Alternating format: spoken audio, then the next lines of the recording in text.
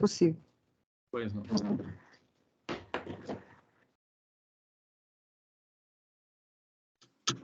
Bom, podemos dar início, então.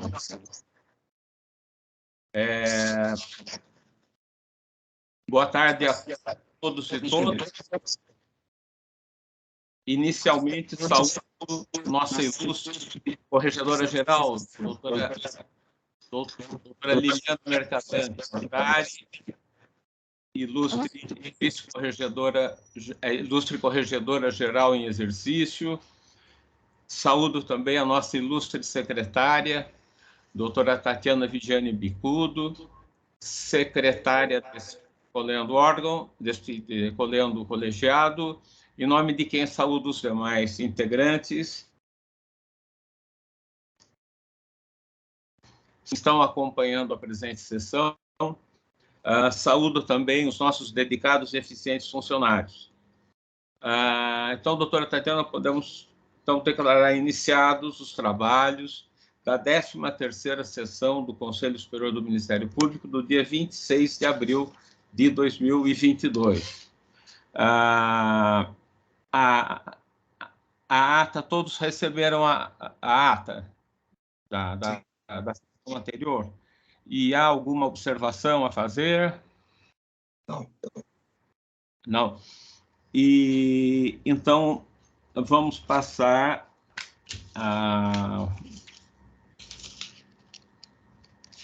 um minuto aos votos de pesar, primeiro pelo falecimento da da senhora Tânia Fonseca Sarrubo, mãe do doutor Mário Luiz Sarrubo, Procurador-Geral de Justiça, ocorrido no dia 25 de abril de 2022. Também voto de pesar pelo falecimento de do senhor Fábio Antônio Brígido Dutra, pai da doutora Débora Orsi Dutra, segunda promotora de Justiça de Lençóis Paulista, ocorrido no dia 20 de abril de 2022. Pergunto se podemos aprovar esses votos. Sim. Estão aprovados por unanimidade. Agora, doutora Tatiana, qual o próximo passo?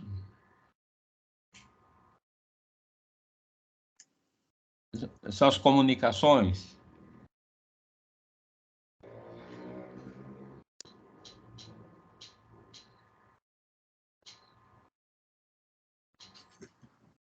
Alô?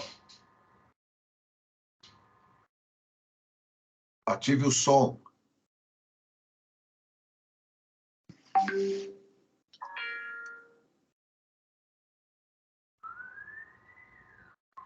A sala está sem som.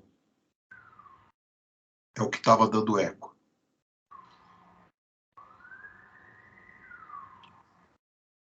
Senhor Marcelo Farias Lima.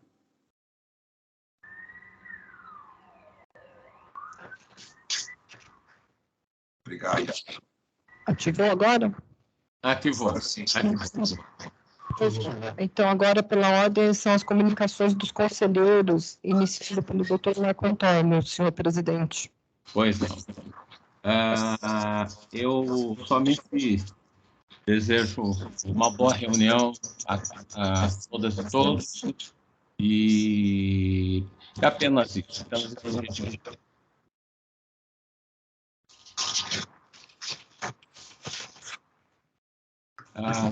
Agora, comunicações do Marco Antônio Ferreira Lima. Por gentileza. Agradecer a doutor João geral em exercício, cumprimentando a nossa corregedora, que sempre neste conselho, digna secretária, a quem peço licença para saudar todos e todas presentes a esta 13ª sessão deste Conselho Superior. na verdade, mais do que um comunicado, menos do que alguma forma de reclamação, até porque, diante das emoções verificadas, não me vejo condições de apresentar uma crítica, mas sim mencionar a este Conselho Superior fatos que têm sido transmitidos a mim. Eu não consigo entender disso. Não estou conseguindo ouvir também, doutor Não, Márcio. tem que fechar. Olha, o senhor Marcelo Farias Lima tem que fechar, tem que ter paciência, precisa fechar a sala quando alguém estiver falando. E abre quando a doutora Tatiana, ou a doutora Liliana, ou o doutor Giuliotti falarem. Né? Precisa ter esse controle, essa paciência. Está dando eco essa sala. Por favor, feche.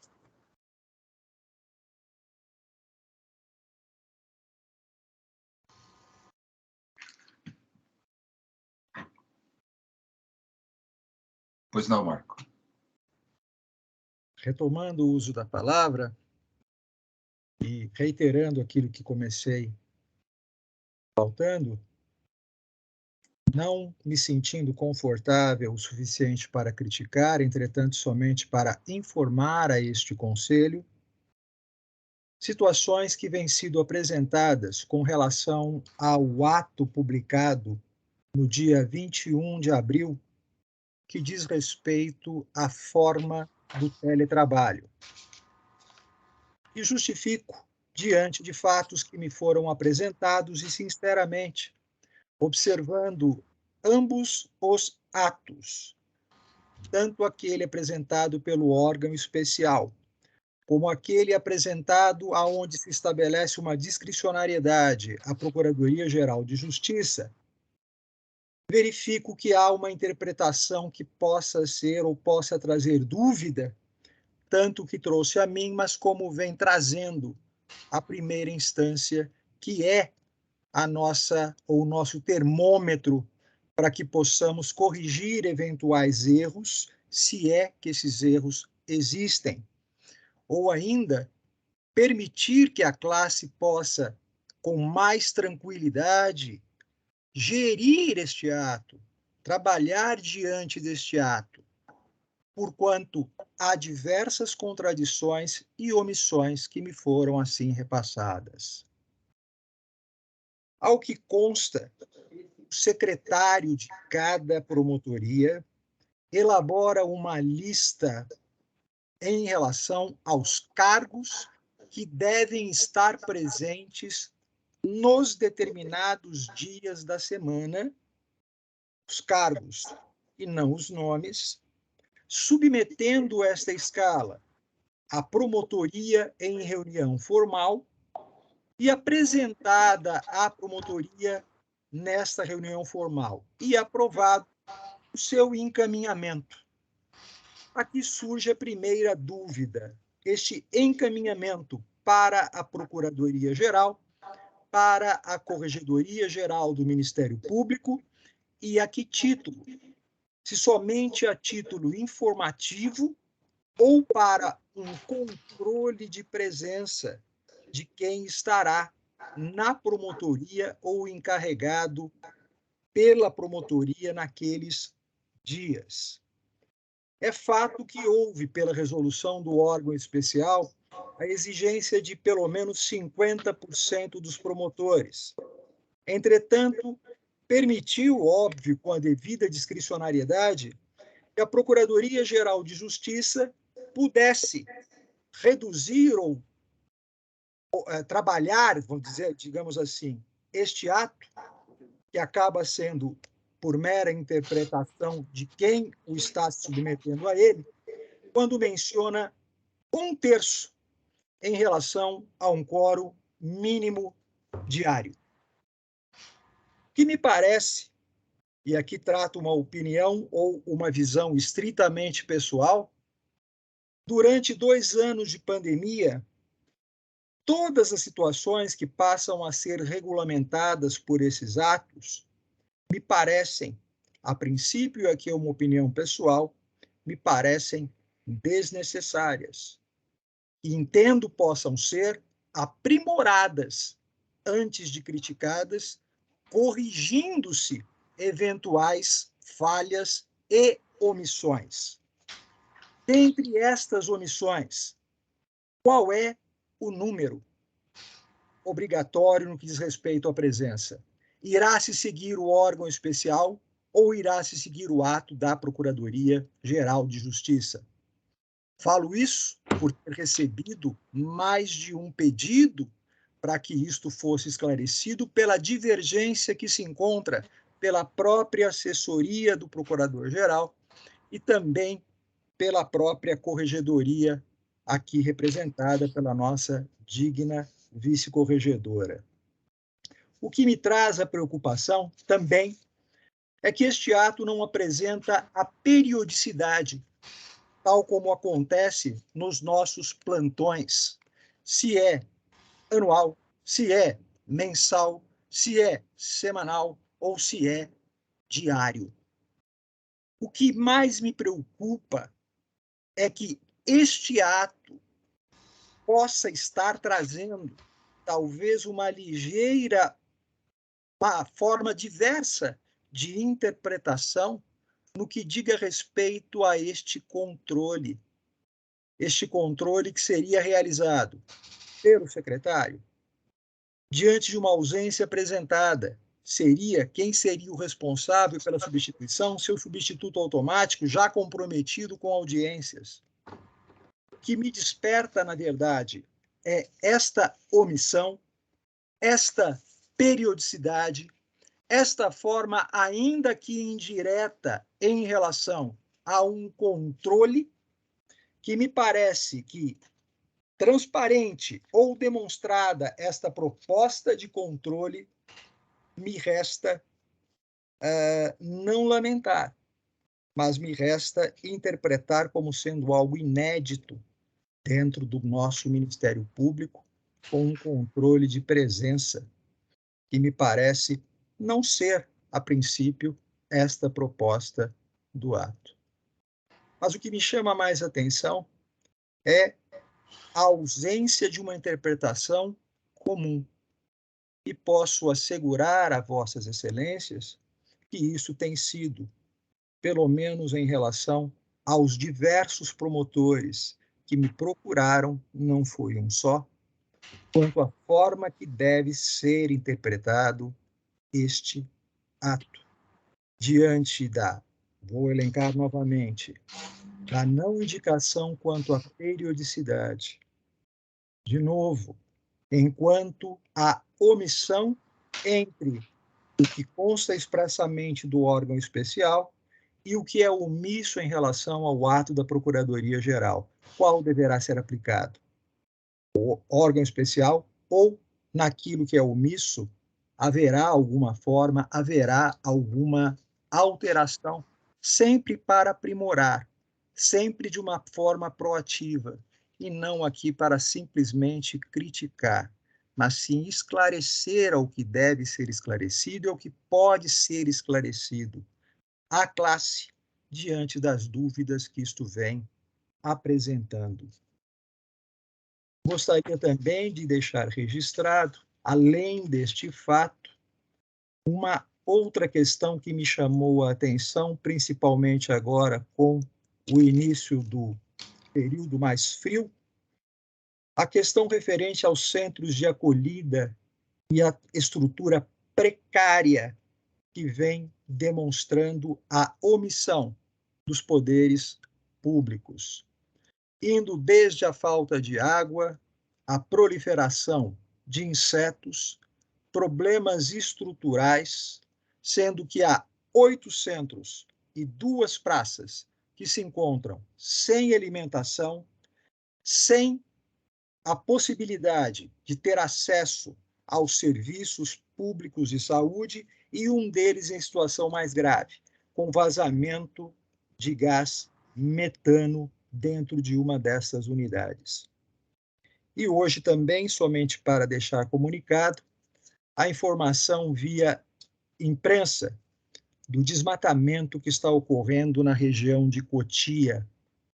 Desmatamento este por conta de uma construção irregular dentro de área de proteção ambiental permanente e que, segundo informado pela imprensa, isto estaria ocasionando não só danos climáticos, como também um impacto urbanístico de grande proporção.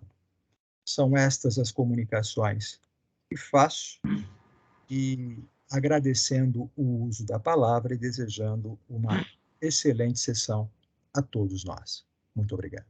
Muito obrigado, doutor Marco Antônio. Agora, com a palavra, o doutor Antônio Carlos da Ponte. Boa tarde a todas e a todos. Eu gostaria inicialmente de saudar os integrantes desse colegiado, saudar também os nossos colaboradores e aos colegas do Ministério Público que acompanham a presente sessão. A minha manifestação ela está vinculada também às 3 resoluções que foram publicadas cuidando do teletrabalho.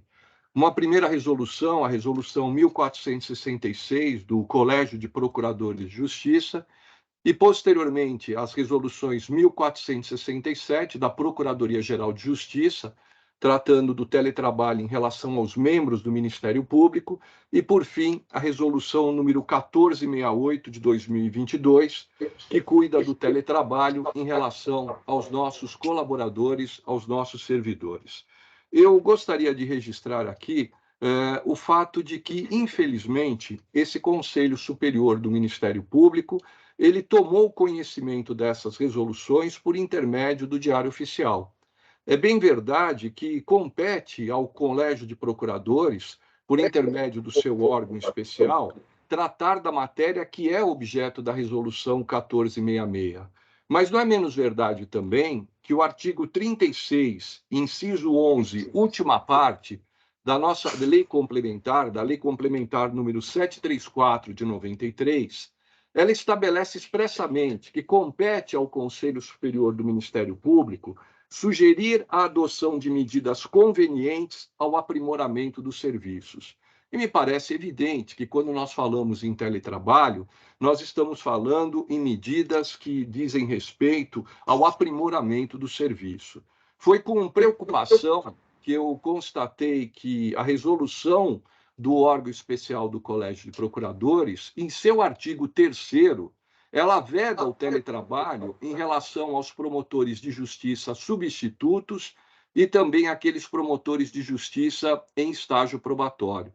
Eu tenho uma certa dificuldade para compreender o motivo dessa vedação, mesmo porque quando nós enfrentamos a pandemia, e há bem pouco tempo nós estávamos numa situação em que o teletrabalho foi instituído, a instituição como um todo, os substitutos e aqueles que também estavam em estágio probatório eram submetidos ao teletrabalho. Nós não podemos esquecer que existem colegas que estão em estágio probatório, mas já se encontram também em entrância inicial. Então, essa vedação, com todo respeito ao decidido pelo órgão especial, eu particularmente não consigo compreender a razão dela, não é?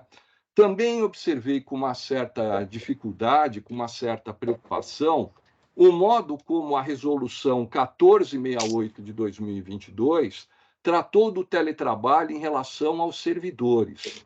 Em meu sentir, o promotor de justiça e o procurador de justiça, eles são gestores das promotorias e das procuradorias, de tal forma que caberia a eles, de um modo absolutamente aberto, não é?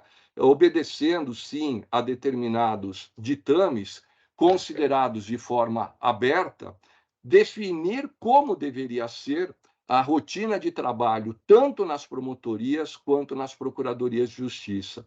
Acredito que seja um tanto quanto difícil que os órgãos da administração superior eles tenham efetivo controle daquilo que se passa em cada uma das promotorias do nosso Estado e em cada um dos cargos de procurador de justiça. Me parece que o ideal seria prestigiar o promotor, a promotora, a procuradora e o procurador como gestores da promotoria e da procuradoria, e a partir daí, sim, serem definidas as diretrizes para que os objetivos que devem ser alcançados em função do nosso trabalho pudessem ser efetivamente atingidos. Então, são essas as minhas preocupações.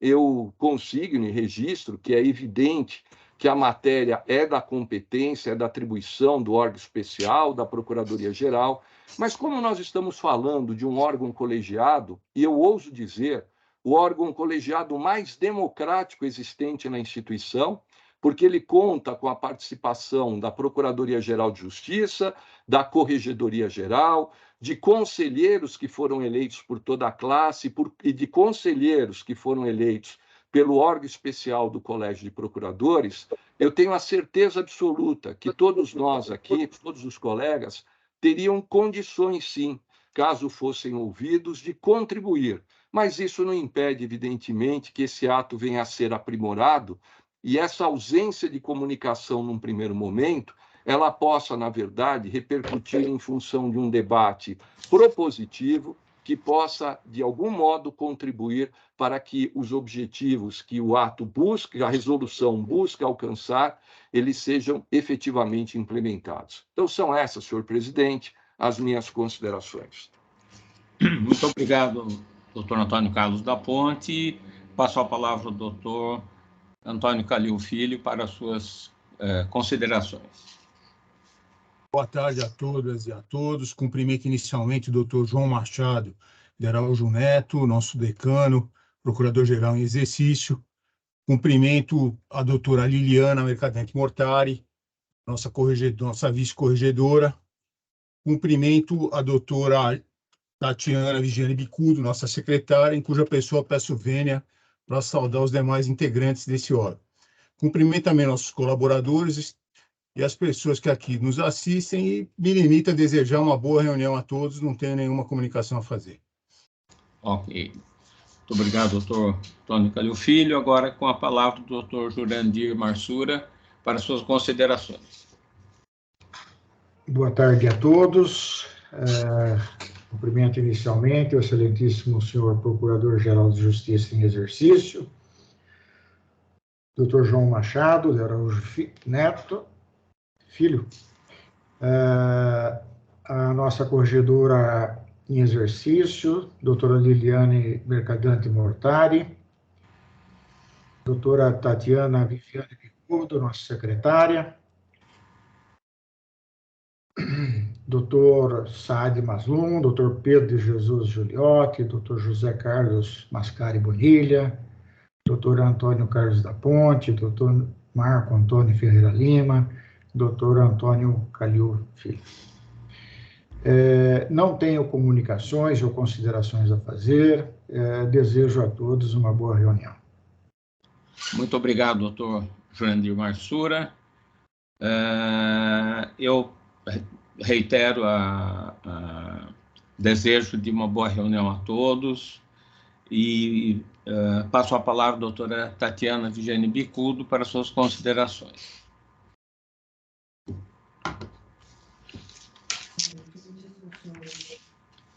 João Machado, procurador-geral em exercício, digníssima doutora Liliana Mortari Mercadante, nossa corregedoria aqui nessa reunião, digníssimos senhores Marco Antônio, doutor Ponte, doutor Calil, doutor Jurandir, doutor Saad, doutor Giuliotti, doutor Bonilha, companheiros de conselho aqui no cumprimento, também nossos servidores e as pessoas que nos assistem, e desejo a todos uma boa reunião.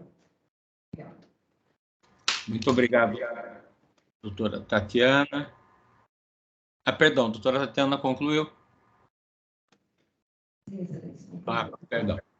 Muito obrigado, senhora. E então, agora, para suas comunicações, doutor José Carlos Mascari Bonilha. Por favor, doutor Bonilha. Senhor presidente, colegas de colegiado, muito boa tarde. Desejo uma ótima reunião e cumprimento também aos nossos servidores e servidoras e a todos aqueles que nos acompanham. Eu inicialmente quero mencionar que comungo em gênero, número e grau com as ponderações apresentadas pelos conselheiros Marco Antônio e Antônio Carlos da Ponte.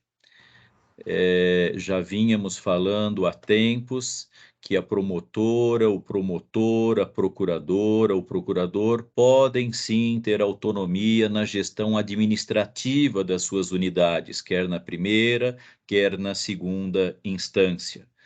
Essas resoluções vieram dos respectivos órgãos competentes, mas talvez comportem algum aprimoramento, em especial diante da norma contida no 36 da nossa Lei Orgânica Estadual, aqui muito bem lembrada pelo conselheiro da Ponte, o que seria, portanto, conveniente que este colegiado, se assim entender em sua maioria, pudesse apresentar subsídios para que elas viessem a ser aprimoradas, mais consentâneas com a realidade e talvez mais democraticamente construídas, impedindo-se a verticalização que não mais tem lugar nos dias que correm.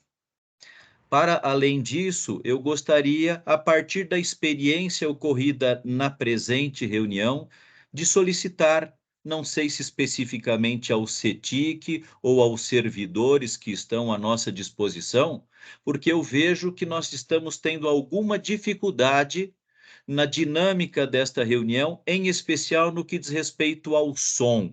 Esse modelo híbrido adotado, que pode perfeitamente funcionar, talvez reclame algum ajuste, algum conserto. Então, eu gostaria de deixar aqui registrado, evocando o testemunho de todos que estão aqui presentes, né? Aqui registrado o meu inconformismo com a má qualidade do som, que muitas vezes se torna mesmo, a partir da fala de cada um dos conselheiros, inaudível. Eu agradeço por essa primeira oportunidade de uso da palavra na presente reunião.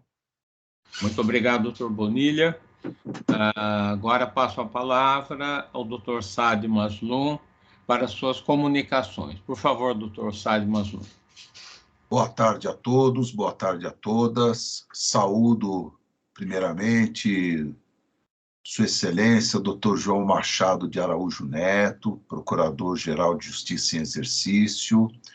Cumprimento também Sua Excelência, a Vice-Corregedora-Geral do Ministério Público aqui presente, sempre uma grande honra e satisfação, doutora Liliana Mercadante Mortari.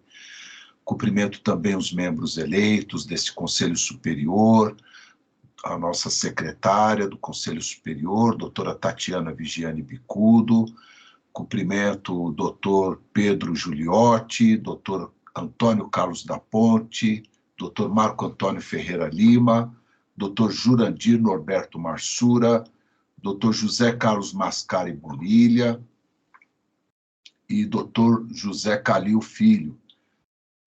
Cumprimento a todos. Eu consigno também que comungo das manifestações dos ilustres colegas que me antecederam, doutor Antônio Carlos da Ponte, Marco Antônio Ferreira Lima e José Carlos Mascari Bonilha, e consigno também que, infelizmente, o Ministério Público segue tímido nessa questão do teletrabalho, embora a Procuradoria-Geral de Justiça tenha consignado, posteriormente ao primeiro ato elaborado pelo Colégio de Procuradores, 2 dias, e não apenas um dia, ainda me parece uma medida bastante tímida. Não se concede também, não se reconhece também a autonomia desse órgão, desse importante órgão da administração do Ministério Público, que é a Promotoria de Justiça. Não se ouviu também o Conselho Superior do Ministério Público. Enfim, ficam aqui, então, como minhas também as manifestações dos colegas que mencionei, e, encerrando, desejo a todos uma ótima reunião. Muito obrigado. Muito obrigado, doutor Saad Mazloum. E agora passo a palavra ao doutor Pedro de Jesus Giuliotti para suas comunicações. Por favor, doutor Giuliotti. Boa tarde a todos. Na pessoa do nosso presidente, doutor João Machado, saúdo todos os membros desse grande conselho. Saúdo os colegas que nos assistem e também os nossos zelosos funcionários que possibilitam a realização dessa reunião. Eu gostaria também de compartilhar a preocupação dos conselheiros Marco Antônio, Ponte, Bonilha e Saad em relação à disciplina do teletrabalho. Como é disso, o teletrabalho surgiu por necessidade decorrente da pandemia do coronavírus e se mostrou plenamente exitoso, bem-sucedido. Números demonstram que houve um aumento significativo de produtividade, com redução significativa também de custos e gastos. Por isso, a sua implantação deve ser incentivada e aprimorada. E se a sua implantação vem sendo objeto de críticas, segundo informações que recebemos de nossos colegas, e esse conselho está atento a tudo que ocorre. Segundo essas informações, os colegas têm reiterado críticas a respeito dessa implantação desse novo regulamento do teletrabalho. De acordo com essas críticas, então, entendo que nós devemos rediscutir o teletrabalho com a participação de toda a classe e também deste conselho, o órgão, como disse o colega Ponte, o órgão mais democrático da nossa instituição. Era isso, senhor presidente, que minha comunicação, e desejo a todos um excelente trabalho.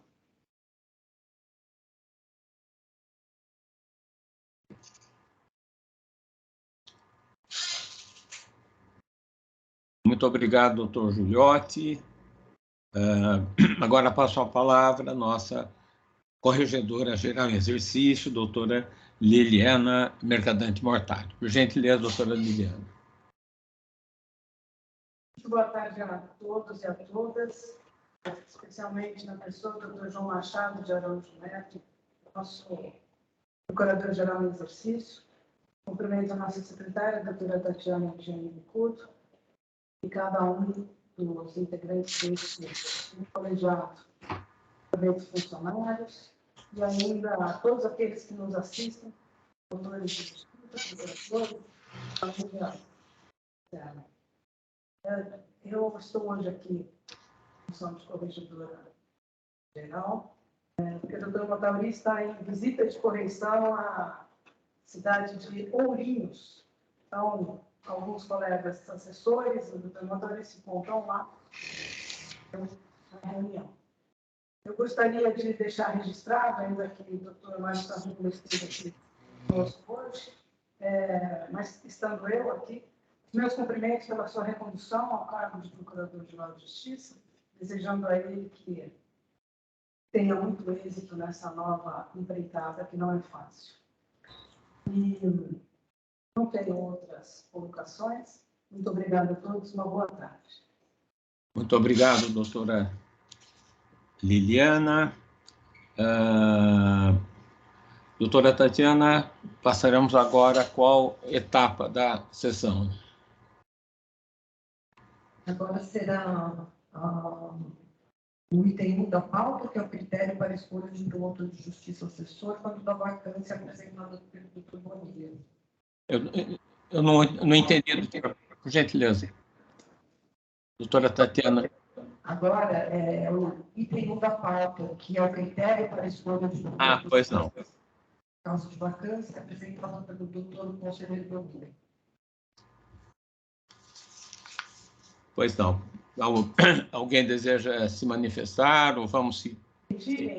Antecipar, eu gostaria de trazer aqui a discussão. Nós não temos agora essa situação de vacância. Então, se nós pudéssemos deliberar que, ocorrendo a vacância, nenhuma medida administrativa será tomada sem a deliberação deste colegiado, mas que deixássemos a discussão para critérios, para como convocar convidar um novo assessor, para o momento que ocorra a vacância e a necessidade de convidar os colegas. Apontando hoje essa ideia de que nenhuma providência venha a ser tomada sem deliberação deste colegiado naquele momento. É uma proposta alternativa que faço, consultando os nobres colegas aqui.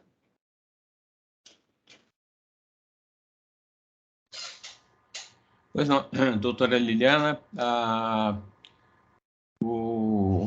colocaremos em votação, doutora Tatiana, ou apreciação, pela ordem de votação, ou já... A questão de ordem. É, questão, doutor, agora eu não sei quem levantou primeiro. Agora, para mim, não parece quem levantou primeiro, mas o doutor Sádio, o doutor Ponte querem se manifestar. Doutor Ponte levantou primeiro. O som voltou a apresentar problemas.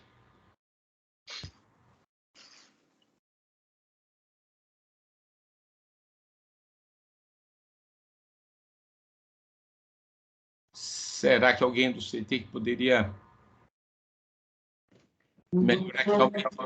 O doutor Ponte e o doutor Sádio levantaram a mão, doutor João, para se manifestar sobre a proposta da doutora Liliana. Só um detalhe, pela ordem aqui, doutor Ponte e doutor Saad, aparece um número de quem levantou a mão primeiro aqui. Então, doutor Ponte e doutor Saad nessa ordem. Só a título de encaminhamento, a minha proposta, acho interessante a colocação feita pela doutora Liliana, mas me parece que essa questão ela já está suficientemente amadurecida nesse colegiado e que o momento agora é de efetiva votação, né? Eu acho que é importante que sejam estabelecidos os critérios para que, em havendo o surgimento de uma vaga na assessoria desse Conselho Superior do Ministério Público, esse colegiado já delibere imediatamente a respeito do tema. Eu, particularmente, com todo respeito, não vejo razão para se adiar essa discussão, não é? Mesmo diante da assunção desse compromisso proposto. Então, o meu encaminhamento é que essa matéria seja apreciada imediatamente, que ela seja objeto de votação. Pois não, doutor Antônio Carlos, doutor Saad Maslum, por gentileza. Obrigado, doutor João. Eu também sigo na mesma linha colocada pelo doutor Antônio Carlos da Ponte, consignando que a oitiva deste colegiado, em questões de seu interesse, como nesse caso, não há necessidade de proposta, né? Já é da própria situação do colegiado, o colegiado ser ouvido. E outra questão também é por que vamos ficar correndo atrás, não é? Quando sabemos que, conforme foi colocado, quando da votação a respeito dos assessores, a urgência, não é? Isso foi colocado, não é? Que havia urgência em se colocar, em se fazer a reposição.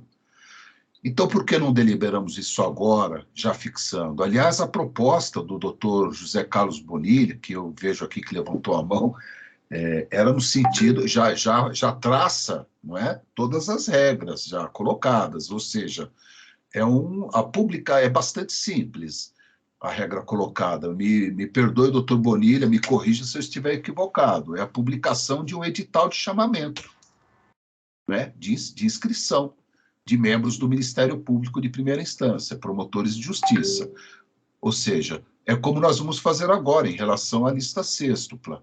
Houve uma vacância, publica-se um edital comunicando a vacância e um edital com chamamento de promotores interessados. É a mesmíssima coisa, é a mesma coisa. É só para deliberar isso. Eu acho que a questão, realmente, como dito pelo doutor da Ponte, não demanda mais discussão, já discutimos bastante esse tema, queremos encerrar isso o mais rápido possível, e só falta isso para se deliberar.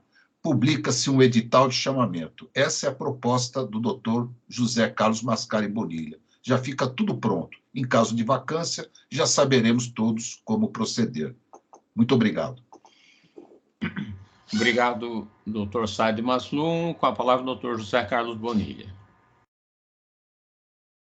Obrigado, senhor presidente, e eu volto a usá-la exatamente para dizer que, conquanto o quadro de assessores hoje esteja preenchido, me parece imperioso que este colegiado defina se ele também quer ser ouvido quando da escolha dos novos assessores, acaso isso venha a ocorrer neste mandato ou em qualquer outro.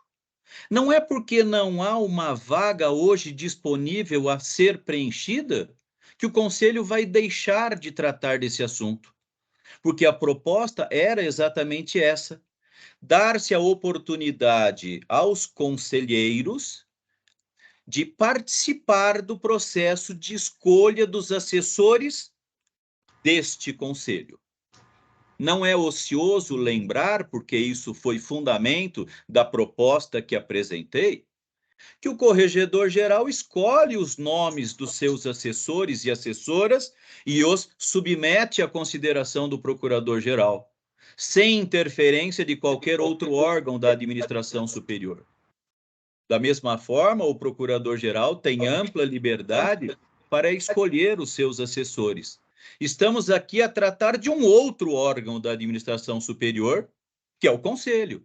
E a proposta singelamente considerada é a seguinte: devem os conselheiros participar do processo de escolha daqueles que assessorarão o Conselho?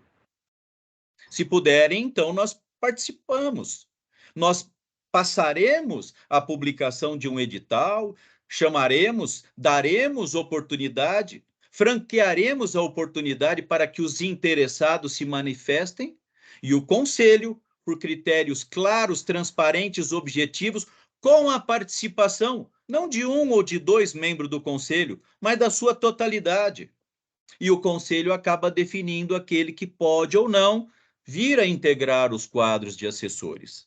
Essa proposta eu apresentei já há diversas sessões. Ela não foi incluída na pauta por algumas sessões até que nós viéssemos a cobrar. Ocasião em que veio a ideia ou a informação de que havia sido distribuído ou estaria na iminência de ser distribuído para um relator. Providência contra a qual nos insurgimos, porque não concordamos, porque não é a literalidade da nossa normatização. Mas agora, finalmente, me parece que há a oportunidade para que deliberemos sobre isso. Tema sobre o qual todos nós já discutimos, todos nós já temos as nossas convicções. Postergar, jogar isso para adiante, me parece absolutamente, com todas as vênias, desarrazoado. Portanto, acho que é chegada, sim, a hora de o Conselho, por cada um dos integrantes desta sessão, dizer o que pensa a respeito da proposta que apresentei. Portanto, é óbvio, na minha modesta maneira de enxergar, o tema está suficientemente amadurecido para ser objeto de deliberação, de discussão nesta sessão. Muito obrigado pela palavra. Muito obrigado, doutor Bonilha. Passo a palavra ao doutor Antônio Calil Filho. Com a palavra, doutor Calil. Apenas para encaminhamento, a proposta que foi colocada pelo doutor Bonilha era a possibilidade desse conselho participar da escolha dos assessores no caso de vacância. Então, eu pergunto como isso será votado. Nós vamos votar, o conselho participará na vacância ou vamos estabelecer os critérios segundo os quais isso ocorrerá? Será um edital, promotores terão... Porque da forma como foi feita a proposta, de uma forma totalmente aberta e que gera dúvida com relação ao que será votado, eu fico em dúvida se... Pergunta-se se pode o conselho, os integrantes do conselho participarem, ou já serão estabelecidos critérios que eu desconheço, isso não foi proposto.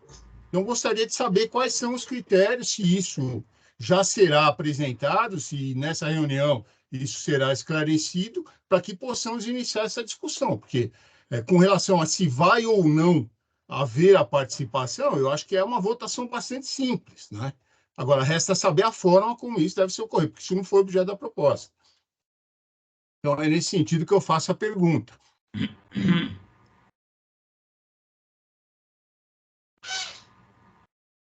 Pois não, doutor Calil. Passo a palavra ao doutor Marco Antônio Ferreira Lima. Por favor, doutor Marco Antônio. Mais uma vez, agradecendo o uso da palavra, e com todas as vênias possíveis, ao nobre conselheiro, doutor Antônio Calil, me parece que a questão já está, além de bem amadurecida, como bem lembrado e fazendo como próprias as palavras do doutor Ponte, do doutor Saad, do próprio doutor Bonilha, que foi o autor dessa proposta, me parece que está bem claro o critério. Publicação de um edital e chamamento para depois a participação do Conselho Superior do Ministério Público. E, diante da questão apresentada, eu perguntaria, e não de forma retórica, qual seria o critério, então, para a escolha do quinto constitucional. Além do que, o Conselho tem uma peculiaridade em relação à escolha de sua assessoria, como tem de forma discricionária o Corregedor-Geral, como tem de forma discricionária o Procurador-Geral de Justiça, o Conselho tem 11 membros. E os assessores não são assessores para cada um dos conselheiros, mas são assessores para o conjunto de conselheiros. Então, me parece que essa peculiaridade torna o debate um tanto quanto diferenciado no que diz respeito a esta formação de critérios que faz o Procurador-Geral, de critérios que faz a Corregedoria, lembrando que aqui nós teremos assessores para um colegiado, sendo a forma mais democrática possível, se verificar quais aqueles que se encontram aptos, quais aqueles que desejam, lembrando que nós temos muitos colegas com capacidade, não menosprezando os que nós temos hoje, que são de uma capacidade ímpar de um trabalho que vem exercendo, que só merece elogios, mas entendo que também há aqui uma peculiaridade no que diz respeito à forma que esses assessores são distribuídos, que é uma forma comum. O que não me parece razoável é ficar isso pautado ou contido por apenas um dos membros do Conselho, considerando-se que, como bem aqui afirmado, este órgão é o órgão mais democrático que existe no Ministério Público. Muito obrigado, doutor Marco Antônio. Com a palavra, o doutor José Carlos Mascari Bonilha. Senhor presidente, eu havia manifestado interesse de voltar a usar a palavra antes de ouvir a fala do conselheiro Marco Antônio. Depois de ouvi-lo, torna até desnecessária a minha nova intervenção, porque ele já disse basicamente aquilo que eu diria. Ou seja, a proposta é evidente.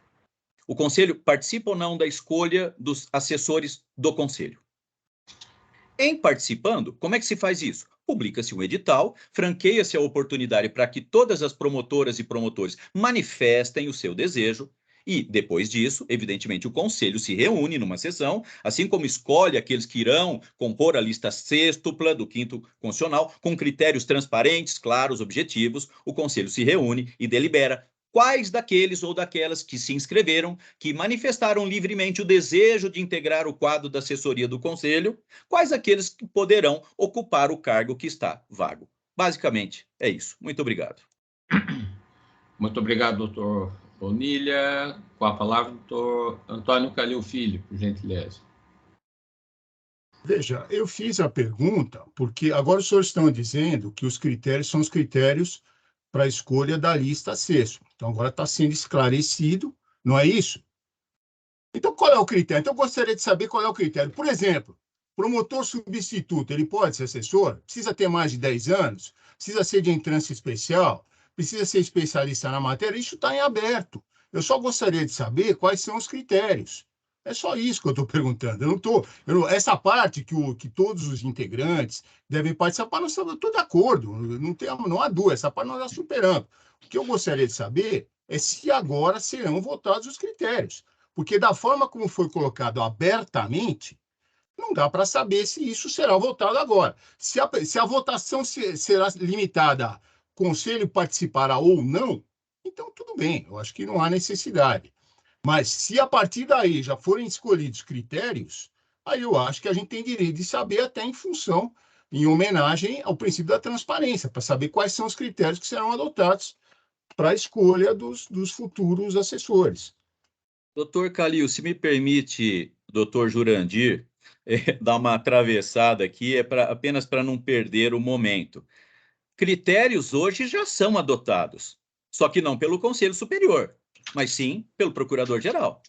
Não há nenhum substituto integrando a assessoria deste conselho.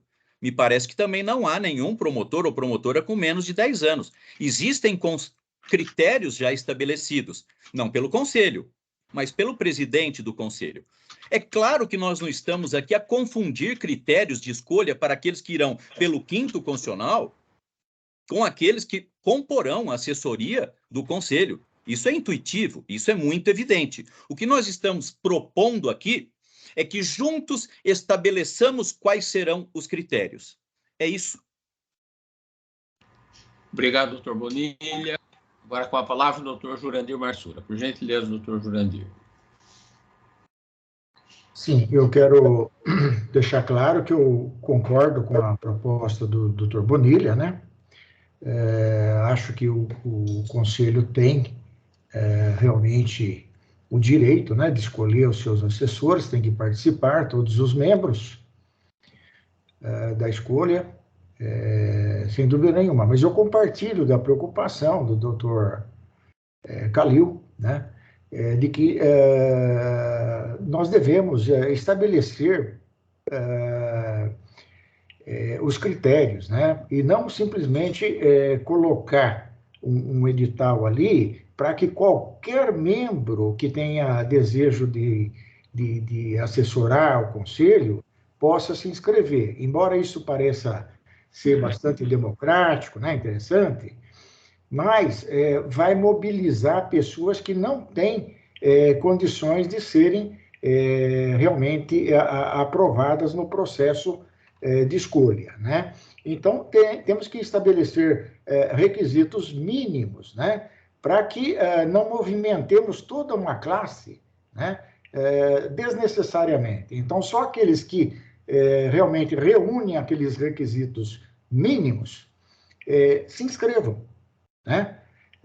Eu sugiro, por exemplo, um determinado número de anos já no Ministério Público, que aí nós vamos discutir quantos anos seria, né? Em que entrância ele estaria, se seria só de entrância final, ou se seria final e intermediária, e principalmente o que eu acho fundamental é a experiência, né, em matéria de improbidade administrativa, porque eles vão trabalhar com isso, né? E isso precisa ficar muito claro no edital, para que apenas aqueles que reúnam esses requisitos se inscrevam, né? Isso é o que eu penso. Obrigado, doutor Jurandir Marsura. Doutor Saad Mazlum, por favor, com a palavra. Eu compreendo também a preocupação do doutor Calil, doutor Marsura, mas vejam, critério nós vamos discutir no momento da reunião, não é?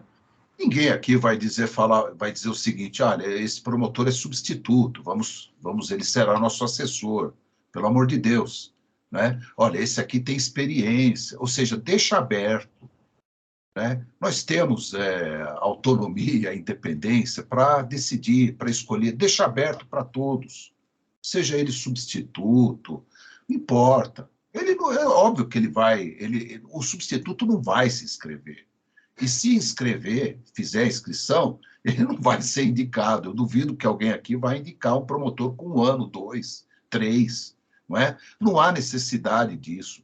Apenas faça um chamamento de todos os promotores de justiça do Estado de São Paulo, inscrevam-se. E na hora da reunião nós decidimos, deliberamos. Olha, esse é substituto, olha, esse só tem 2 anos, olha, esse aqui nunca trabalhou com área de improbidade, esse aqui só atuou na área de improbidade. Ou seja, não há necessidade de ficar estabelecendo critérios agora. Critério nós vamos definir ali, na hora. Esse é o meu entendimento. Não sei se o doutor Bonilha, o doutor Giuliotti tem um entendimento diferente. Por favor, estamos debatendo aqui. Muito obrigado. Obrigado, doutor Saad Mazlum. Doutor Antônio Calil Filho, por gentileza. Eu vejo que a minha pergunta causou estranheza, porque eu só acho que da forma como foi feita a proposta, como ela está partindo de um conselheiro, ela deveria ter sido feita de uma forma mais completa, para que a gente saiba no que vai votar.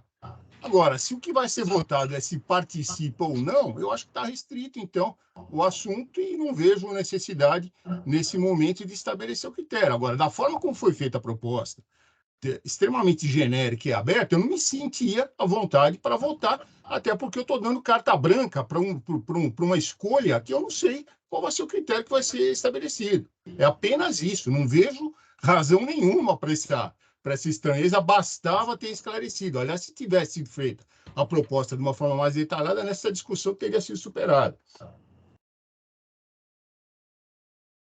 Obrigado, doutor Calil. Agora com a palavra, novamente, o doutor José Carlos Mascari Bonilha. Por favor, doutor Bonilha. Vejam, desde o primeiro momento, na minha opinião, ficou bastante claro que nós deveríamos consultar este colegiado a respeito do seu interesse em participar da escolha dos assessores. Segundo ponto, em tendo interesse, não se vai publicar um aviso no Diário Oficial. Acham-se abertas as inscrições para assessores? Não. Desde o primeiro momento eu tenho defendido a ideia de que se publique um edital. Se estamos diante de um edital e não de um aviso, estamos sim diante do estabelecimento de alguns mínimos requisitos para que somente aqueles que preencherem esses requisitos tenham condições de fazer a sua inscrição. Na minha modesta maneira de enxergar, o que precisamos, 2 pontos, basicamente. Saber se o conselho quer participar da escolha dos seus assessores. Sim, quer. Segundo, publica-se edital no Diário Oficial. Se é edital, há alguns requisitos mínimos. Não se está aqui a propor que se publique um aviso vazado nos seguintes termos: estão abertas as inscrições, os interessados poderão se inscrever pelo e-mail tal. Não, não é isso. Na minha maneira de ver, nós nos reuniremos e chegaremos ao entendimento de que há necessidade de preenchimento de algum requisito para que a pessoa possa manifestar o seu interesse. Muito bem. Haverá certamente mais inscritos do que vagas, imagino. E aí, no terceiro momento, o Conselho delibera autonomamente quem, dentre aqueles que preenchem os requisitos, poderá ser colocado na condição de assessor. Essa é a proposta, que desde o primeiro momento, me parece, ficou bastante clara e detalhada e que reclama por deliberação até esse momento. Obrigado. Obrigado, doutor Bonilha. Doutor João, só Pois não. uma questão de ordem, só para não perder o momento também, não ficou muito clara na exposição do doutor Bonilha, porque é o seguinte, eu entendo que no momento em que se publica o edital, já tem que estar claro quais são os requisitos, para que nem toda a classe se inscreva. Entendeu? Então, me parece que é isso o que o doutor Bonilha está colocando, diferente do que o doutor Maslum havia defendido anteriormente. É isso mesmo? Sim, se eu puder usar a palavra, nesse pequeno aspecto, não é? Há entre mim e o doutor Saad uma pequena divergência. Eu vou insistir aqui na necessidade de que haja publicação de edital, não é? Essa é a minha maneira de enxergar, né? Para que já haja, digamos assim, um pequeno filtro no momento da inscrição, da manifestação do interesse, para que a gente já dê sinais para toda a classe de qual perfil de assessor ou de assessora nós estamos querendo, né? Nesse pequeno e particular aspecto, eu insisto nessa opinião que, em certa medida, diverge da opinião apresentada agora nesta reunião pelo conselheiro Saad. Obrigado. Obrigado, doutor Bonilha. Eu acho que eu devo passar a presidência ao doutor Jurandir Marsura para me manifestar ou não? Não sei qual a... Pode falar, doutor João. Não tem necessidade, acho. Não há necessidade? Bom, Não. doutor Jurandir... Pois não. Vocês veem, a gente está aqui para levantar a mão. Já levantado a mão. O doutor Saad colocou essa questão que pode ser substituto, mas a lei prevê que para ser assessor tem que ter no mínimo 10 anos de carreira. É verdade. Também já está delimitado. Né? É verdade, não tinha tentado, não tinha Só para fazer esse esclarecimento, eu gostaria de criar. Obrigado, doutora Tatiana.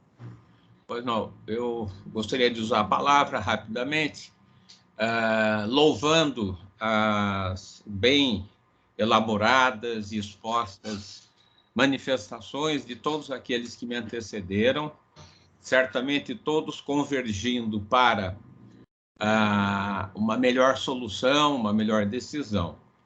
Todavia, me parece que a doutora Liliana, nossa corregedora-geral em exercício, tem razão em defender que se aguarde a vacância efetiva da assessoria do promotor de justiça assessor para a votação do tema. Me parece que as questões foram debatidas, mas eu tenho a impressão que não há ainda uma maturidade suficiente para essa decisão, na linha do que disse o doutor Calil Filho, a doutora Liliana mesmo, e, enfim, me parece que a votação, enquanto não acontecer a vacância, que é o fato objetivo que será aqui apreciado, me parece que a votação deve esperar um momento posterior, com todo respeito a todos, e, enfim, esse é o meu pensamento. Obrigado. Senhor presidente. Só um esclarecimento. Pois não, doutor Julião. Só um esclarecimento, doutor João e doutora Ana. Parece que assim, o doutor Bonilla colocou duas questões. Se o colegiado vai decidir sobre a convocação de um novo assessor, que eu acho que isso pode ser votado independentemente de ter a vacância ou não. E dos critérios. Daí, talvez, a doutora Liliana possa esclarecer se na proposta dela se refere a uns critérios a serem propostos nesse edital que o doutor Bonilla mencionou, ou também referente a se os conselheiros podem ou não opinar sobre isso. Não sei se a senhora entendeu a minha dúvida. Eu acho que não, que nada poderá suprimir, senão a palavra dos conselheiros, se não o campeão quiserem novamente se manifestar sobre esse tema.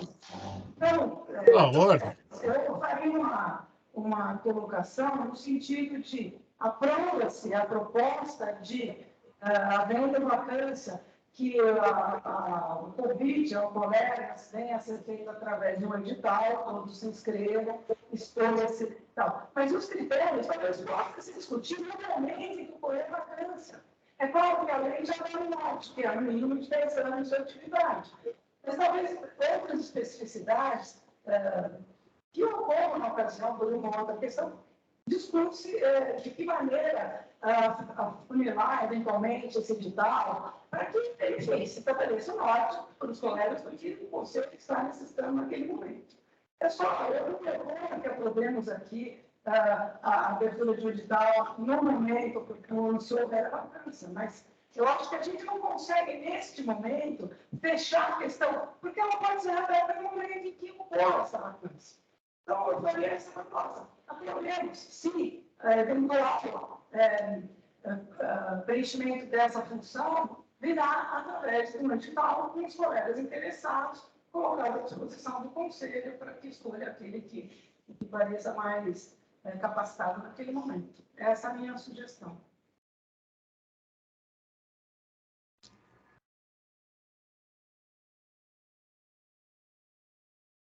O doutor Calil. Senhor presidente, de acordo com a solução. Pois não.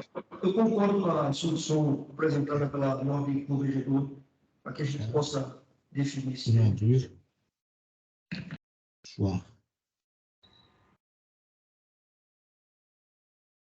Bom,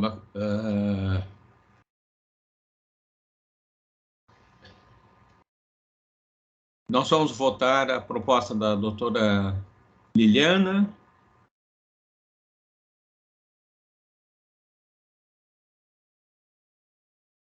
Presidente, Desculpe, então, pelo que eu entendi da proposta da doutora Liliana, ou seja, aprova-se a participação deste conselho na escolha dos assessores, aprova-se o chamamento através de um convite aos promotores interessados, publicando-se um edital, todavia, apenas prorroga-se, então, para a discussão no momento da vacância. Quais serão os critérios?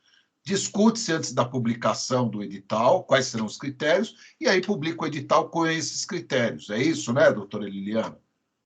Exatamente, doutor Sá. Eu gostei. Me parece boa a proposta. Sugestão boa. Me perdoem, eu acho que, então, eu não entendi bem, porque a proposta inicial era no sentido de que, quando fosse aberto um cargo, aí sim o Conselho iria discutir o tema. Me parece que são dois momentos distintos, e é nesse sentido que eu quero conduzir.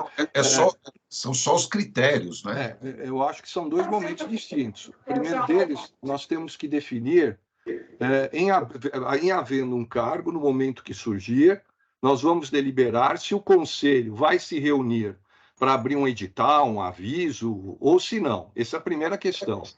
E a segunda questão... Desculpe, eu não estou conseguindo ouvir, doutora Liliana, o que a senhora está colocando, me perdoe. Eu acho que está com uma dificuldade, pelo menos da minha parte, eu não estou... A senhora está fazendo uso da palavra, mas eu não estou conseguindo ouvir com nitidez. A proposta inicial...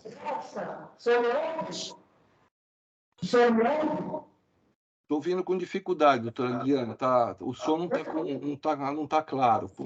Eu avancei na proposta, na pressão que os senhores acabaram de dizer. Tá bom. Doutora, eu não estou conseguindo entender. Eu não estou conseguindo entender, doutora Liliana, sua fala. O som da doutora Liliana realmente não está bom. Eu também não estou ouvindo, não. Também não. Também não. A sua proposta, ela... Pode escrever no chat, doutora Liliana. Me ouvem? Vocês me ouvem? Sim. Ela lançou uma proposta, ela concorda que seja publicado um edital toda vez que houver uma vacância dos cargos. Só os critérios desse edital seriam discutidos na época oportuna. Mas ela concorda que o edital seja publicado. Perfeito. Toda vez que houver uma vacância. Sim, eu achei boa a proposta. Ótimo. Doutor da Ponte, agora me ouve? Sim. Melhorou. Exatamente. A proposta é nesse sentido. Deliberemos agora que, havendo vacância, este Conselho publicará um edital, um chamamento a todos os interessados. A lei já coloca uma restrição, que é a necessidade de 10 anos em atividade na carreira. Eventual situação concreta, o Conselho deve deliberar se há necessidade de alguém mais capacitado numa área, ou qualquer situação que virá no momento em que o cargo estiver vago. Enfim, o que aprovamos? O Conselho será consultado e a forma de chamamento será por edital. Eventuais situações específicas se discute no momento em que eventual vacância ocorrer. Essa é a minha proposta. Talvez consigamos, assim, entrar em um acordo e deixar isso sedimentado aqui para a eventualidade de uma convocação. Perfeito. Doutora Liliana. De acordo. Vamos votar essa proposta, então? É isso? Eu quero... Pois não. Eu quero dizer que concordo, sim, com essa proposta que dá efetivamente ao Conselho esse poder de participar da escolha e define especificamente os critérios a cada momento em que essa necessidade surgir. Portanto, recebo, sim, de bom grado a sua contribuição, que aperfeiçoa a proposta e acho que nos une a todos em torno desse tema e representa, na minha avaliação, um avanço em relação a esse tema. Eu quero cumprimentá-la, agradecer pela contribuição e dizer que estou de pleno acordo. Obrigado, doutor Bonilha. Doutor Antônio Calil Filho, com a palavra, por favor. Quero dizer que também, de acordo com essa proposta, eu concordo. Eu acho que é justa, resolve o problema e resolve até melhor do que foi inicialmente colocado. Eu concordo também. Acho que podemos, alguém é contra, podemos votar em bloco, acredito que seja possível. Acho que está aprovado. Está aprovado por unanimidade, né? Aprovado. A proposta do doutor Bonilha é aperfeiçoada pela doutora Liliana Mercadante Mortari. Ótimo, parabéns. Então, passamos ao segundo item, doutora Tatiana, que é a promoção per saltum. Eu gostaria de pedir vista a respeito desse tema, tema que seria votado hoje, sobre a promoção por salto.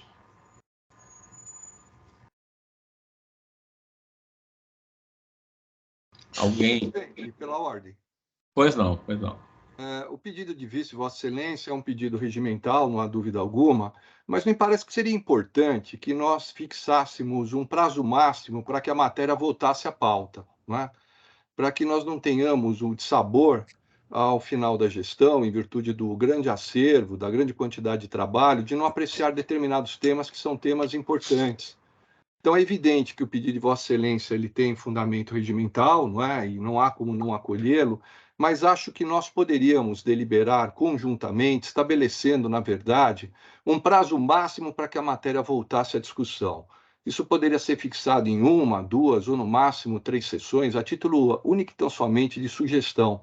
Mas acho que seria importante isso, não é? Porque nós temos alguns temas aí que demandam uma certa celeridade no seu enfrentamento. Doutor Antônio Carlos, obrigado pelas suas considerações, sempre oportunas e interessantes. Entretanto, como se trata de um assunto, de um tema, na verdade, inusitado, novo, que com muitas repercussões paralelamente, eu entendo que, sinceramente, não vejo como estabelecer. Claro que o mais rápido possível eu me manifestarei, mas eu acredito que é realmente um tema, eu acho que todos irão concordar, que é um tema realmente novo e que realmente exige considerações e estudos assim, mais aprofundados diante da sua complexidade. Não há dúvida, eu acho que todos nós concordamos que o tema é complexo e não são poucas as vezes que nós fomos instados a nos manifestar sobre assuntos que são assuntos novos, não é? O próprio Conselho Nacional do Ministério Público, ele chegou a emitir no ano passado não, nesse ano, 2 resoluções tratando de permutas entre membros do Ministério Público brasileiro. Uma matéria que não é tratada na nossa lei orgânica, nem na lei orgânica nacional do Ministério Público, mas isso foi objeto de resolução por parte do CNMP. Então, são temas, sem dúvida alguma, complexos, temas que demandam estudo, mas eu acho que nós precisamos, sim, estabelecer um teto, não é? Ou seja, acho que há um sacrifício, sem dúvida alguma, por todos nós, mas é importante que seja fixado um teto máximo para que a matéria ela volte a ser discutida e que possa haver deliberação a respeito disso. Doutor Antônio Calil Filho, por gentileza.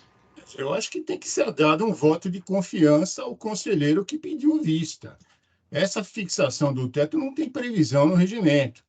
Embora seja louvável a questão de apressar a votação diante da importância da matéria, eu acho que a gente tem que dar um voto de confiança ao conselheiro que pede vista, que obviamente não ficará procrastinando e nem retardando o seu voto, seja por qualquer motivo. Então, não vejo, eu acho que não tem previsão no regimento essa fixação, e acho que é o momento de prestigiarmos os integrantes desse colegiado, dando um voto de confiança a quem pede vista. Isso sim tem previsão no regimento. A fixação de prazo, ao meu ver, não tem. Eu insisto na minha proposta e gostaria que ela fosse objeto de deliberação, senhor presidente.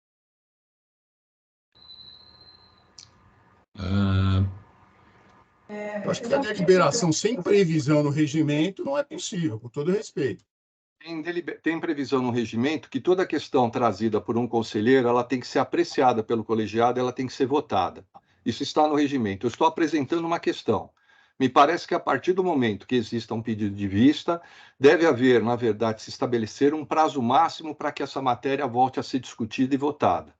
Então, eu estou apresentando uma questão objetiva e gostaria, na condição de conselheiro, observando o que está no regimento interno e nas atribuições que são conferidas ao Conselho, que essa matéria seja apreciada.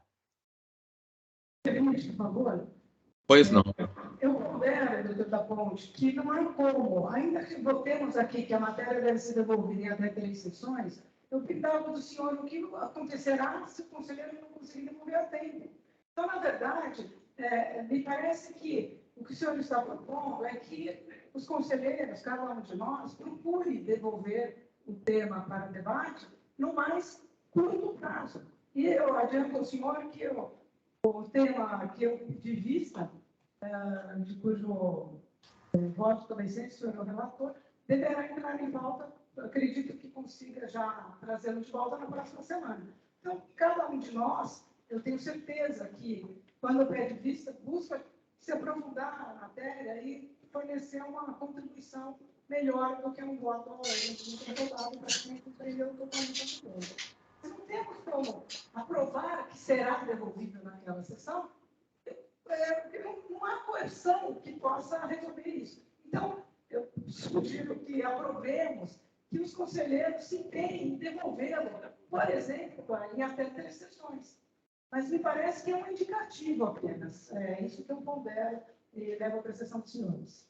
Não, doutora Liliana, me parece que é evidente que é apenas um indicativo, não é? E todos nós vamos atuar com bom senso. É evidente que quando nós pedimos vista a respeito de uma determinada matéria, isso não significa desconfiança ou acreditar que algum companheiro, algum colega de conselho, ele tem a intenção de procrastinação. Isso está longe da percepção ou da conclusão de qualquer um de nós. Agora, a partir do momento que se fixa um prazo máximo, se nesse período o colega ainda não teve condições de oferecer a sua contribuição, isso vai ser compreendido por parte do colegiado. Mas acho importante que seja estabelecido, sim, um limite para que a matéria ela venha a ser apreciada pelo próprio colegiado. Obrigado, doutor Antônio Carlos. Doutor Bonilha, por gentileza. Obrigado, senhor presidente, pela palavra. Eu aqui também quero lembrar a necessidade do estabelecimento de um prazo razoável, não é? Para o término de qualquer processo, procedimento. O que me parece seja objeto da preocupação do conselheiro Antônio Carlos da Ponte, com a qual eu concordo, é estabelecermos um limite para que esse tema não se perca no tempo. O tema da promoção per salto não é novo. É velho conhecido por todos nós. É novo aqui no estado de São Paulo. Mas é nosso conhecido. Todos nós temos convicções íntimas a respeito desse tema. É claro, o presidente tem todo o direito, até pelo regimento, de pedir vista, não se sentir seguro para votar oportunamente. Isso é compreensivo, é regimental, está absolutamente correto, ninguém se insurge contra isso. Mas a ponderação é apenas para que se atente ao princípio da razoabilidade na duração do procedimento. Estamos aqui a tratar de um procedimento que está se estendendo para saber o que pensamos a respeito da promoção per salto, não é? Todos nós já lemos sobre isso, já estudamos sobre isso, temos convicções a respeito desse tema e precisamos exprimir as nossas convicções por intermédio do voto. Apenas confecção do voto.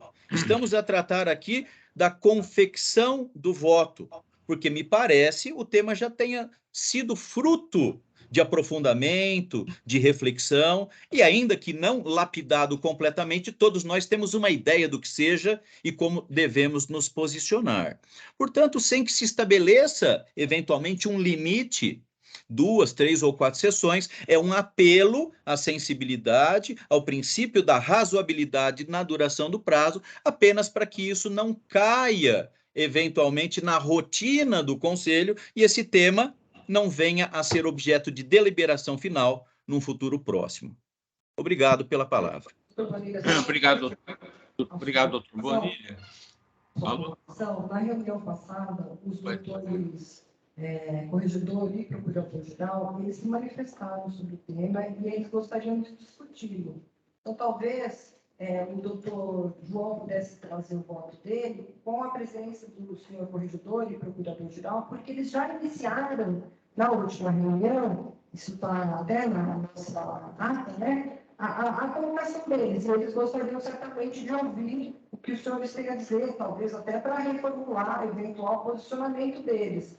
Então, tenho certeza que o doutor João trará o mais breve possível o voto, mas eu entendo também que seria importante a presença do doutor Montalini e do doutor Samuco, que infelizmente não estão presentes hoje, para que eles participem do debate, né? Que já se iniciou até na gestão anterior, que já se iniciou na reunião anterior, porque eles têm maiores subsídios, acho que também já foi feito estudos pela subjurídica, não sei se houve mudança nisso, mas que eles poderão agregar nessa discussão. Então, só queria acrescentar ao que o senhor disse sobre todo mundo tem posicionamento, mas eu acho que nós ouvimos o que eles têm a dizer também é muito importante, porque eles já vêm se debruçando sobre essa questão, não é de hoje, mas de outros conselhos anteriores. Obrigada. Obrigado, doutora Tatiana. Na verdade, eu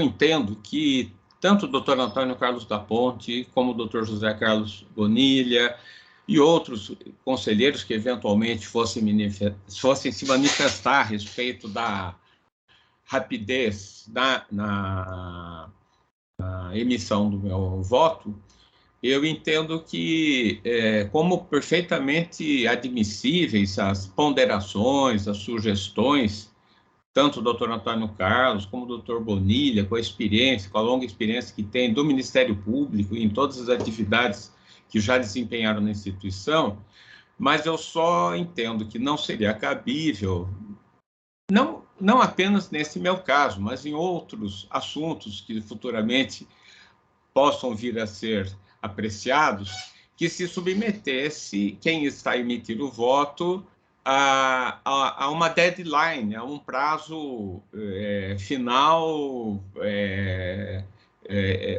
sim, fixo, sabe? Então, eu também acho que, e atendendo às ponderações também da doutora Tatiana, eu procurarei emitir meu voto o mais rapidamente possível, mas sem essa, desculpem a franqueza, mas sem ficar limitado a um número de sessões ou de votos. Podem ter certeza que eu farei todo o possível dentro da minha ocupação. Doutor João, pela ordem, senhor presidente, por favor. Doutor João, em respeito a Vossa Excelência, que é uma pessoa que eu tenho uma profunda admiração, sei da seriedade e do compromisso que tem com o Ministério Público, assim como os demais colegas, eu acredito que Vossa Excelência já assumiu o compromisso de trazer esse voto o mais rápido possível. Eu retiro essa proposta no sentido dela ser discutida agora em plenário, mas eu solicito que ela seja encaminhada à Comissão de Regimento Interno do Conselho, e junto a essa comissão seja discutido isso, seja estabelecido um prazo máximo, para quando houver um pedido de vista, a matéria ser trazida novamente à votação. Então, em respeito a Vossa Excelência, em consideração ao que o senhor representa no Ministério Público, o senhor que é o nosso decano aqui nesse conselho, eu retiro a proposta, mas peço que esse tema seja levado à comissão que trata exatamente do regimento interno e que o nosso regimento, doravante, passe a tratar desse tema. Não, obrigado, doutor Antônio Carlos. Opa, mais alguém deseja se manifestar?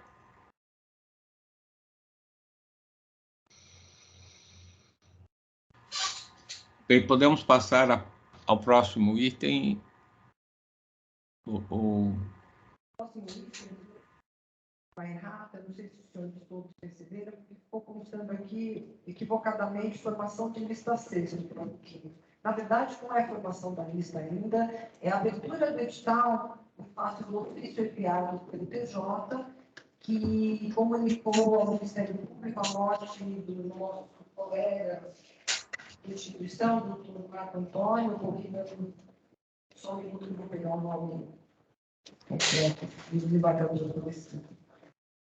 Marco Antônio de Oliveira Ramos, cujo falecimento ocorreu no dia 5/3/22. Então, a proposta aqui é para a abertura de edital de inscrições dos interessados para a formação dessa lista sexta. Se os senhores concordarem, podemos abrir esse edital a partir da manhã. Pessoal, todos de acordo? De acordo. Nós podemos aprovar por unanimidade, então, a formação, os procedimentos iniciais para a formação da lista sexta. O item 4º da pauta é a consulta formulada por membro sobre como proceder em face da nova Lei de Improbidade Administrativa, protocolo número 32.590/22, relator o conselheiro Marco Antônio Ferreira Lima. Doutor Marco Antônio, deseja se manifestar? Agradecendo, senhor presidente, o uso da palavra. O voto já se encontra postado e já é do conhecimento de todos e de todas. A única, se quiserem que eu proceda à leitura do voto integralmente, eu faço. Entretanto, eu gostaria, ou se todos concordarem, de fazer uma breve análise do que se trata. Pois não. E se todos estiverem de acordo com a desnecessidade da leitura do voto, até porque o voto já consta. Se todos estiverem de acordo, eu procedo a mera. De acordo, doutor Marco Antônio. Pois não, senhor presidente. Senhores conselheiros, aqui eu pedi que a questão fosse trazida de forma plenária. É um procedimento que, inicialmente, ele foi endereçado ao corregedor-geral e que, diante da impropriedade da forma que foi tratado, acabou sendo encaminhado para esse colegiado. A secretaria, a digna secretária, entendeu que era o caso de restribuir para um dos conselheiros, e o que me fez, neste caso, em termos regimentais, o relator. A questão aqui, o peticionário, ou, na verdade, consulente, como assim possamos tratar, ele restringe o seu pedido e aqui eu grifo, a forma de como proceder, apesar de decisão recente e publicada no sentido oposto daquilo que ele quer consultar. De início, não se percebe, mas que há sim um pedido implícito, mesmo pelo endereçamento que fez inicialmente, que procura questionar pelo menos 2 decisões anteriores desse colegiado diante da nova lei de improbidade administrativa. O ofício para a própria Corregedoria-Geral, indagando de como deveria proceder diante da nova lei, me parece se insurgir igualmente quanto às diligências que foram muito bem determinadas pelo então conselheiro, doutor Pedro Demercian, nos autos que estão referidos no relatório, no sentido de que, entre aspas, seriam despiciendas, justificando-se no sentido de que não haveria, pela nova lei de improbidade administrativa, qualquer ato passível de apuração por improbidade administrativa, entendendo desnecessárias as diligências determinadas, porque anteriores à promulgação da nova lei. Pelo que faz crer, e peço aqui todas as vênias, faz crer que a Corregedoria-Geral seria censora desse colegiado, quando, do revés, a integra. Apesar do artigo 37 dispor, da Lei Complementar 734/93, dispor que compete à Corregedoria-Geral do Ministério Público, como órgão da administração superior do Ministério Público, ser encarregada da orientação e fiscalizações de atividades funcionais e da conduta dos membros do Ministério Público, a consulta que se faz claramente afeta esse conselho, e não a Corregedoria-Geral, que o integra, e não se sobrepõe a este conselho, como parece acreditar o consulente. Esta corregedoria, aqui representada pela nobre vice-corregedora, a doutora Liliane, ela tem pautado, juntamente com o doutor Maltauri, pelo bom senso, equilíbrio e a justiça, muito mais inclinada para recomendações e orientações do que necessariamente atos censores. E aqui, com as devidas vênias, eu entendo que seja uma hipótese clara de orientação. Em primeiro lugar, senhores conselheiros, digno presidente, o promotor de justiça que faz a consulta, ele foi designado, como foi muito bem anteriormente destacado pelo conselheiro Pedro Henrique Demercian. E os atos inerentes quanto à sua forma de atuação, eu insisto, como designado, tendo-se por base a essência e a interpretação analógica do disposto na forma pretérita atual do artigo 28 do Código de Processo Penal, não compete, enquanto designado, interpretar normas ou julgar quanto à conveniência ou não daquilo que foi determinado por esse Conselho, ressalvando-se a sua relativa discricionariedade e uma complementação modulada, e não plena, ultrapassando daquilo que lhe compete, que já foi bem esclarecido por esse conselho, por esse colegiado, servir como longa-manos e não como intérprete de determinações a ele outrora atribuídas. Ao que eu procuro, com um devido respeito, acreditar possa ter sido talvez um ato de preservação quanto à forma de atuação e não de insurgência, como faz crer, acionando equivocadamente a Corregedoria Geral, ao que decidiu ainda que rotular como consulta.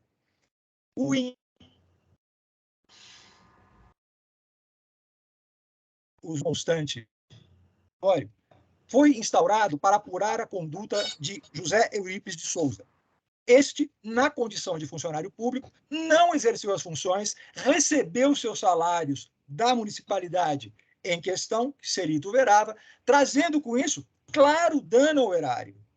O promotor de justiça consulente informa que, por 3 oportunidades, 3 diferentes membros do Ministério Público arquivaram o inquérito civil e que o Conselho Superior não homologou nenhum deles e determinou a conversão do julgamento em diligências a propósito, ato discricionário e não próprio de convicção, como se afirma, uma vez que o ato é colegiado. Entre aspas, munido dos valores apurados pelo CAEX, deverá o ilustre promotor de justiça oficiante adotar as medidas necessárias, celebração de acordo de não persecução civil ou ajuizamento de ação civil pública, para efetiva responsabilização de José Eurípides de Souza, conhecido como Zé da Boate, pela prática de ato de improbidade administrativa e integral ressarcimento ao erário. Este colegiado foi unânime e foi bem claro que o promotor de justiça não poderia, e aqui se repete, ingressar em mérito, fazendo com que a Procuradoria-Geral de Justiça determinasse a designação de outro promotor para resguardar a autonomia do primeiro e, no caso, seu substituto automático, eu vou insistir aqui, para o cumprimento daquilo que foi determinado. A questão aqui é que o promotor designado realizou parte dessas diligências, houve recurso, este recurso foi improvito no sentido claro e específico, que o promotor de justiça age como longa-manos, como se determinou por essa administração superior, e pelas medidas já apontadas aqui em meu voto, o acordo à não persecução civil ou o acordo de ação civil pública. É óbvio que isso cabe a ele. Ele mesmo que entreviu a viabilidade da demanda em seu douto despacho de sustentação, que já foi objeto de apreciação por eles colegiado, e a não homologação do equipamento. E ainda em complementação ao voto anteriormente apresentado, aspas, caso não seja o entendimento desse órgão, no mérito desse provimento do recurso e restituição dos autos origem para as providências já determinadas por esse colegiado e destacadas pelo promotor de justiça oficiante, fecho aspas, assim transcrito. Apesar de forma clara da atuação como longa-manos da administração, se desafia a decisão colegiada, apesar deste conselho já ter interpretado, aspas, que as novas disposições da legislação que alterou a Lei de Improbidade Administrativa não são retroativas. Por consequência, como já viabilizado e já determinado por este colegiado de forma unânime, que ele deve agir, no caso específico, como longa-manos, portanto, sem razão a consulta apresentada, uma vez que já houve peremptoriamente, vou insistir, a proposta de acordo da não persecução civil ou ajuizamento da ação civil pública. E aqui abro aspas, sendo que o momento para a adoção de tais providências incumbe a toda evidência ao digno procurador de justiça designado, que, por sinal, já entreviu a viabilidade da demanda em seu douto despacho de sustentação, suprimo parte e coloco entre aspas. O dolo e não a culpa, como se sugere, está patente, considerando que o investigado recebeu valores a título de remuneração, ciente da não respectiva contraprestação de serviços, o que demonstra enriquecimento sem causa e prejuízo ao erário municipal. Que fique bem claro que não se trata de interferência no livre convencimento, entre aspas, do digno promotor de justiça e destaco, designado, que poderá até avaliar a ocorrência ou não da prescrição, como o próprio consulente sugere. E ainda, de todo modo, que prescrita a ação com base na lei de improbidade, sempre restará o manejo de ação civil pública com base na lei de ação civil pública e conforme artigo 186 e 947 do Código Civil, aquele que, por ação ou omissão voluntária, negligência ou imprudência, violar direito e causar dano a outrem, ainda que exclusivamente moral, comete ato ilícito. E ainda existe discricionariedade, ainda que contida ou pautada, para a realização de acordo da não persecução civil, também como aviltrado por este Conselho. Trago à baila o tema 897, de repercussão geral do Supremo Tribunal Federal, que em 8 de agosto de 2018 afirmou, aspas, são imprescritíveis as ações de ressarcimento ao erário fundadas na prática de ato doloso, tipificado na Lei de Improbidade Administrativa. A consulta, portanto, finalizando, se refere à determinação se houve prescrição e se houve dolo. Penso que em relação ao dolo não há o que se discutir. A decisão determina a propositura de ação ou acordo da não persecução penal. A prescrição trouxe a questão já para esse colegiado, é clara, atua como longa manos e, inclusive, trago aqui algumas decisões, aliás, 2 decisões do Tribunal de Justiça do Estado de São Paulo, aonde suprimi parte para deixar claro aquilo que nos interessa em relação a esse procedimento. Em suma, senhor presidente, dignos conselheiros, o promotor de justiça consulente não age em nome próprio, mas sim como exaustivamente apresentado, longa manos, sendo a ele vedado de cumprir aquilo que esse colegiado já decidiu. Acaso insiste e aqui coloco entre aspas, em sua independência funcional, deverá de forma expressa cidir à Procuradoria-Geral de Justiça que estabeleceu e determinou a sua atribuição e que somente poderá ser excepcionalizada em casos como, por exemplo, impedimento, suspeição, remoção, promoção, exoneração, demissão ou aposentação. Por esse motivo, meu voto é no sentido de que o peticionário consulente, nos termos aqui já proferidos e insistidos, siga aquilo que consta da decisão anterior e, neste caso específico, recomendo o envio de cópias para conhecimento da Egrégia Corregedoria Geral do Ministério Público. É como segue meu voto, senhor presidente. Muito obrigado, doutor Marco Antônio. Alguém deseja se manifestar ou podemos já passar à votação? Eu gostaria de dizer que a Corregedoria, embora tenha uma posição sobre essa situação, que me parece muito claro, vai se abster justamente porque eventualmente pode ser chamada a averiguar a questão. Pois a doutora Liliana fará uso da palavra. Pois não, doutora Liliana. Não estranho, doutor João.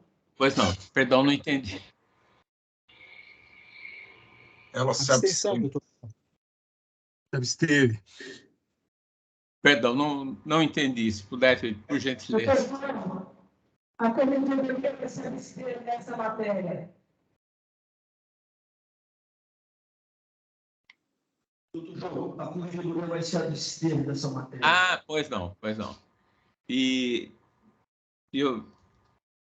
os demais conselheiros aprovam? Alguém podemos considerar aprovada com a abstenção da doutora Liliana? De acordo com o doutor relator. De acordo também. Pois não. Então está aprovado o voto o brilhante voto do doutor Marco Antônio Ferreira Lima a respeito do assunto, ressalvada a abstenção da doutora Liliana Mercadante Mortari.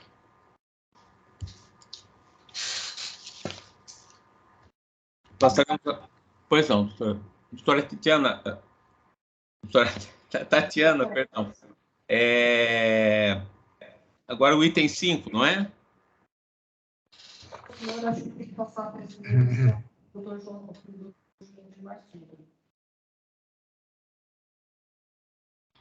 Doutora Tatiana, não consegui. Seria bom falar mais próximo, talvez, do microfone. Não estamos ouvindo, está difícil. Agora, talvez ele... Tá. Eu também. Doutor João Machado, o senhor deve passar a presidência para o doutor Jurandir, porque o senhor é o relator do próximo processo. Não, perdão, achei que era o afastamento. Ah, perdão, perfeito. Vossa Excelência tem razão, perdão. Me enganei, então passo a presidência do doutor Jurandir Marsura. Doutor Jurandir, me desculpe pela minha impropriedade. Ok, muito obrigado. Então, eu passo a palavra ao relator.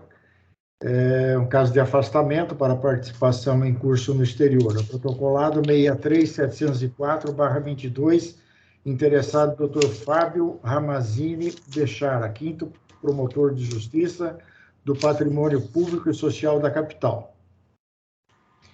Com a palavra, o Dr. João, relator.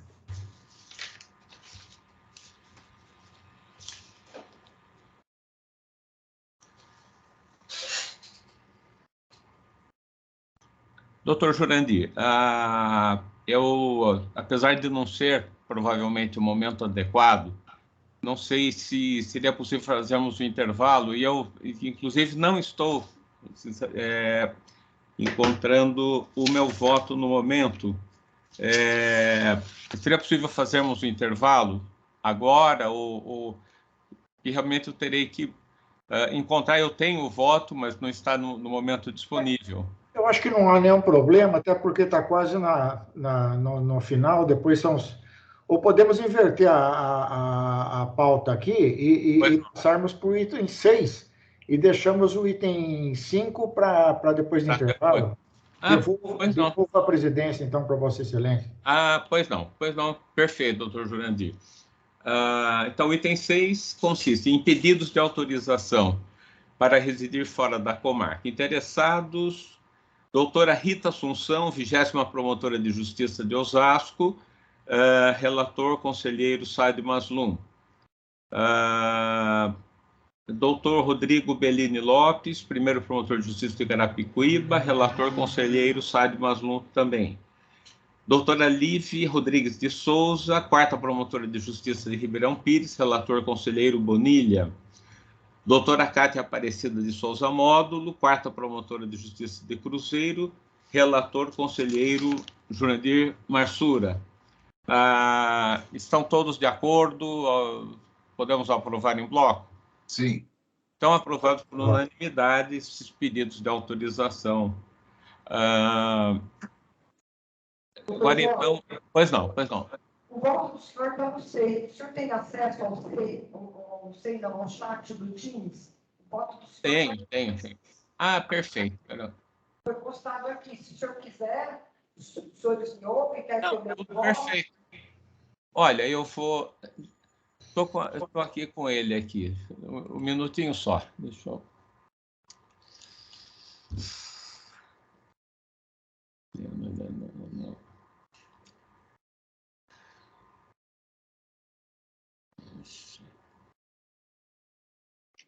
Não. Perdão.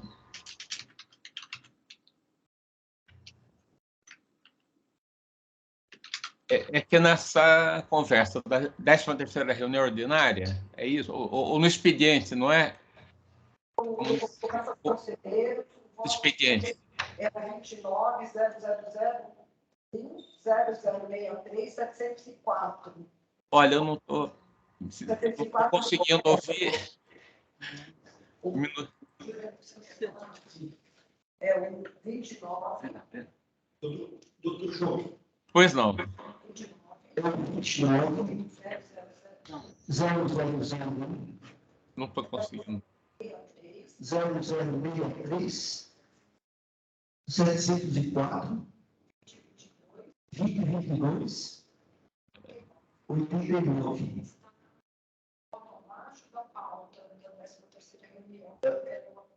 Eu vou abaixo da pauta da 13ª reunião. Comunicação dos conselheiros.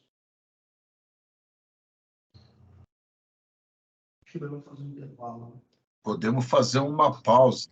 Eu acredito que sim. Sinceramente, meu computador está lento. Fica com... Vai ver com calma, doutor João. Nesses 10 minutos eu encontro o voto, então... Tá. Aí faríamos esse intervalo enquanto isso, talvez. Permanecemos nesse mesmo link, né? Sim. É. Ah, pois não. Permanecemos nesse mesmo link. Pois não. Até já. Até já. Até já. Até já. Obrigado.